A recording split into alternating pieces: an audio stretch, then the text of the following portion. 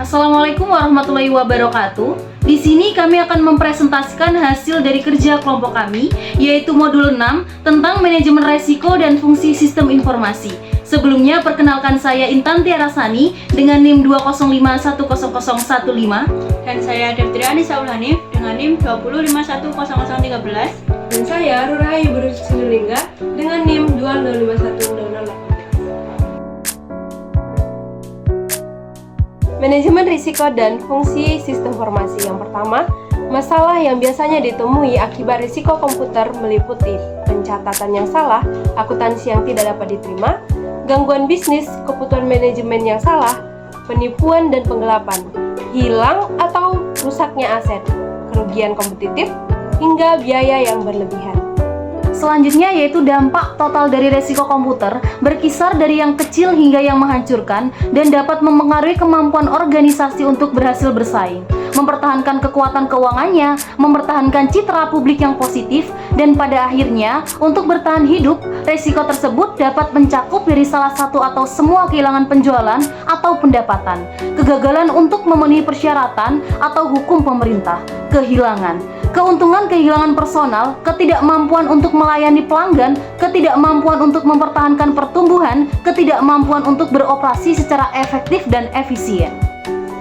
Nah, yang ketiga yaitu ancaman internal yang dapat berasal dari pengguna manajemen, staf sistem informasi, auditor sistem informasi, dan lainnya, baik yang bertindak sendiri atau berkolusi. Yang keempat, di antara faktor risiko yang biasanya dipertimbangkan terkait audit adalah tanggal dan hasil audit terakhir, eksposur keuangan dan potensi kerugian, dan risiko, permintaan oleh manajemen, perubahan besar dalam operasi, program, sistem, dan kontrol, peluang untuk mencapai manfaat pengoperasian, kualitas kerangka pengendalian internal. Yang selanjutnya yaitu dalam menetapkan profil resiko terperinci melibatkan penilaian berbagai area yang terancam keamanan termasuk keamanan fisik, keamanan personal, keamanan data, keamanan perangkat lunak aplikasi, keamanan perangkat keras aplikasi, dan keamanan telekomunikasi.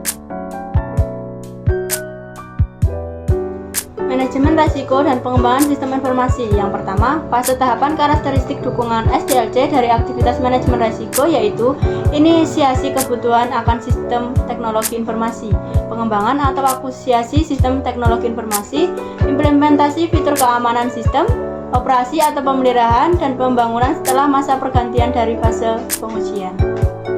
Yang kedua, metodologi penilaian risiko mencakup 9 langkah utama, yaitu yang pertama, karakterisasi sistem.